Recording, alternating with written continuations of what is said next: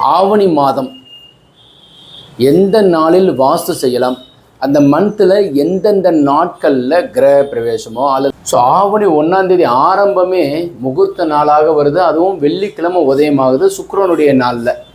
அப்புறம் ஆவணி 6ஆம் தேதி, இது ஆவணி 6 அன்னைக்கு 23/8. இதில் 23/8/2023. 23 ஞாபகம் வச்சுக்கோங்க. 7/23 7:59 வரைக்கும் அனைத்து விதமான கேலண்டர்லையும் இது பதிவாகப்பட்டுள்ளது. 3:18 to 3:54 தான் சொல்லப்பட்டிருக்கு.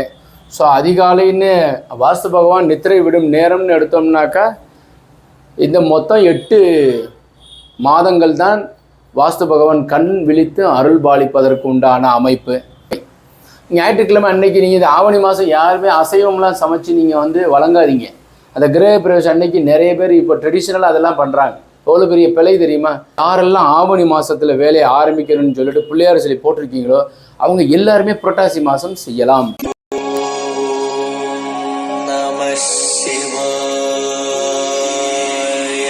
லிங்கம் வாஸ்து அன்பர்கள் அனைவருக்கும் சிவசரணனின் அன்பான வணக்கங்கள்.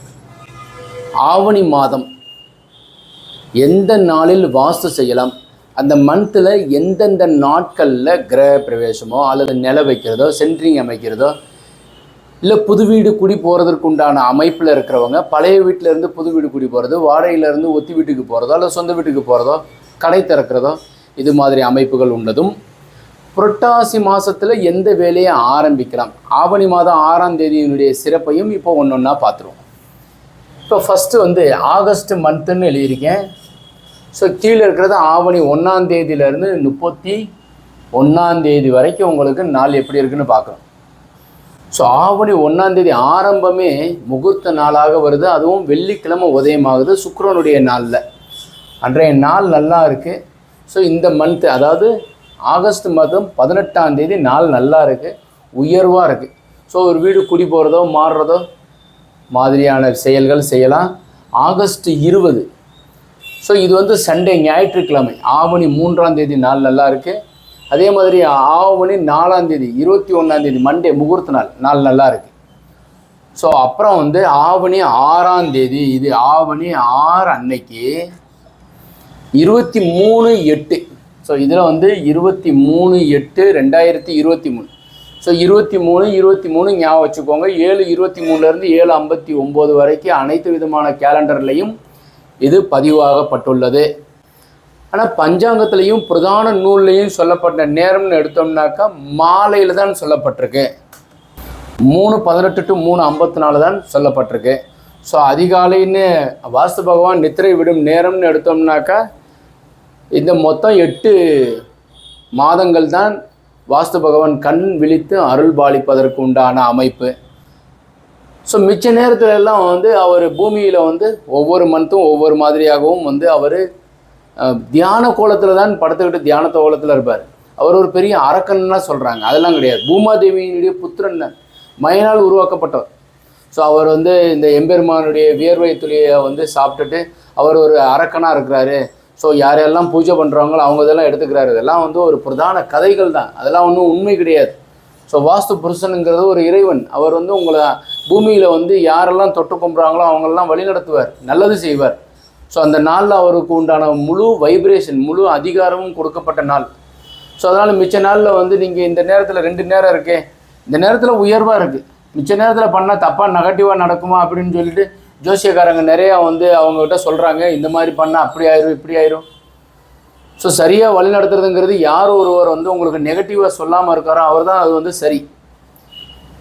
23/8/2023 அன்றைக்கே யமகண்ட நேரமும் வருது. சப்தமி திதி நாள் நல்லா இருக்குது.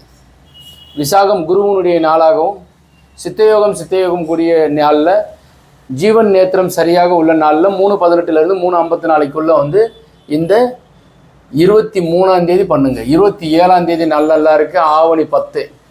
அதே மாதிரி இதெல்லாம் நான் சொன்னதெல்லாம் வளர்பிறை காலங்கள். அப்புறம் தேய்விரை காலங்களில் செப்டம்பர் 3ஆம் தேதி. அது ஆவணி 17 சண்டே அன்னைக்கு.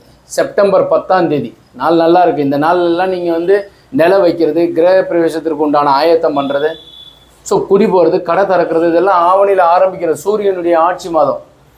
யாருக்கெல்லாம் வந்து எலும்பு சம்மந்தப்பட்டது 1 மந்த் பிஃபோர் வந்து யாருக்காவது கீழே அடிபட்டிருக்கும், அரசு சம்மந்தப்பட்ட வேலையில் ஏதோ ஒன்று நடக்க வேண்டியது நடக்கும், இல்லை கிரகப்பிரவேசம் போகிறதுக்கு முன்னாடி வீட்டில் ஒரு பெரிய கண்ணாடி கீழே உடஞ்சிருக்கும். ஸோ அப்போ வந்து இந்த மந்த் உங்களுக்கு சிறப்பு. இது மாதிரிலாம் நடக்கும். அது அவசகுணம் கிடையாது, அவசகுணம் மாதிரி எடுத்துக்காதீங்க. சூரியனுடைய நாள், சூரியனுங்கிறது தான் கண்ணாடி. ஸோ செப்டம்பரில் தேய்பிறை காலங்கள் யாருக்கெல்லாம் யோகம்னாக்கா தனுசு ராசிக்காரங்களுக்கும், தனுசு ராசி தேய்பிறை காலம் யோகம். கும்பராசி அதே மாதிரி கும்பராசிக்கு எடுத்துக்குவாங்க. அதே மாதிரி கடகராசிக்காரர்களுக்கும் தேய்பிறை காலத்தை யோகம்னு எடுத்துக்கணும். தேய்பிறை வந்து உங்களுக்கு இந்த 3ஆம் தேதி, அதாவது ஆகஸ்ட்டுக்கு அப்புறம் செப்டம்பரில் ஆவணி 17, செப்டம்பர் 10ஆம் தேதி ஆவணி 24, செப்டம்பர் 11, ஆவணி 25ஆம் தேதி திங்கட்கிழமை. ஞாயிற்றுக்கிழமை அன்னைக்கு நீங்கள் இது ஆவணி மாதம் யாருமே அசைவம்லாம் சமைச்சு நீங்கள் வந்து வழங்காதீங்க. அந்த கிரகப்பிரவேசம் அன்னைக்கு நிறைய பேர் இப்போ ட்ரெடிஷ்னலாக அதெல்லாம் பண்ணுறாங்க. எவ்வளோ பெரிய பிழை தெரியுமா? வீடு வந்து உங்களை வாழ்த்துறதுக்கும் வரவேற்கிறதுக்கும் உயர்த்துறதுக்கு தான் அந்த வீடு. அப்படி ஏதாவது பண்ணுறதா இருந்தால் கல்யாண மால் கொண்டு போய் பக்கத்தில் ஏதாவது ஒரு இடத்துல வச்சு செஞ்சுக்கோங்க. இங்கே வீட்டில் வச்சு செய்யாதீங்க, உறுதியாக செய்யக்கூடாது. அப்படியே மக்கள் வந்து கூட்டம் வராது சார் எங்கள் இதில் எல்லாம் இந்த மாதிரி ஒரு பழக்கம் அப்படின்னா எங்கேயாச்சும் ஒரு இடத்துல வச்சுக்கோங்க. வீட்டில் சைவத்தையே உருவாக்குங்க. ஒரு 48 நாளைக்கு உள்ளே சமைக்காமல் இருங்க. அந்த பூமி வந்து எக்கச்சக்க சந்தோஷமாக இருக்கும். இப்படியெல்லாம் பயந்துடும். ஒரு குழந்தை கையில் கொண்டு போயிட்டு ஒரு சில இது செய்வாங்க பார்த்துருக்கீங்களா? இந்த தூண்டிலில் குழந்தைய வந்து உள்ளே படுக்கப்பட்டுருவாங்க. அவன் பல்லு விளக்காமல் வந்து அப்படியே குழந்தைய இப்படி போய் பேன்னொன்னே அந்த குழந்தை அறுத ஆரம்பிச்சிடும். என்னோட புதுசாக வந்து கண்டாமிருக மாதிரி ஒரு உருவம் இருக்குன்னு சொல்லிட்டு அந்த குழந்தை அழுவும். அந்த குழந்தைகிட்ட எப்படி இருக்கணும்? அப்படியே சாஃப்டாக போகணும். அப்போ தான் வந்து சிரிக்கும். முகத்தை கொண்டு போய் பேன்னொன்னே அழுது. அந்த மாதிரி தான் அந்த பூமியும்.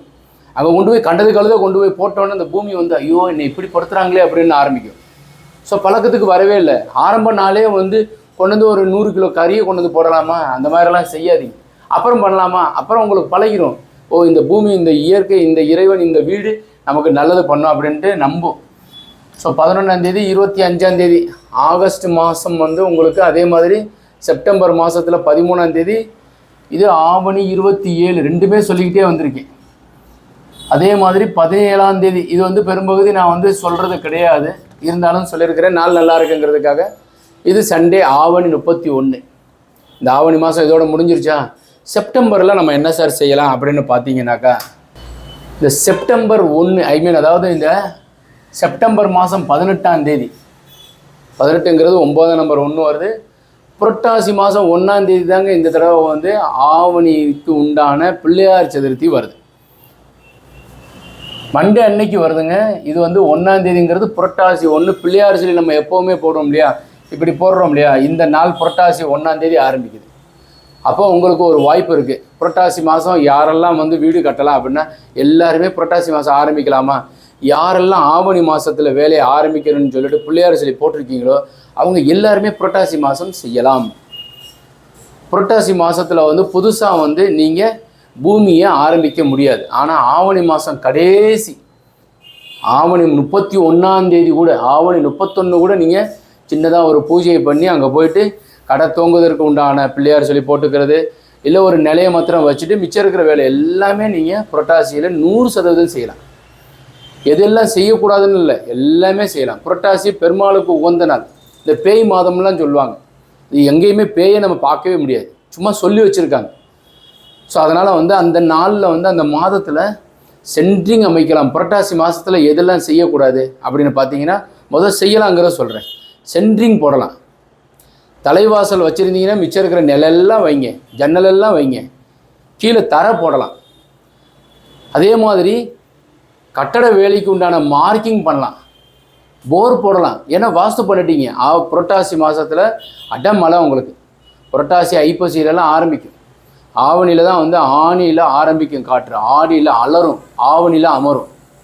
புரட்டாசியில் வந்து லேசாக மழைய ஆரம்பித்து ஐப்பசியில் அடமழை, கார்த்திகையில் காஞ்சா காயும் பேஞ்சா பெய்யும், இப்படிலாம் சொல்லியிருக்காங்க.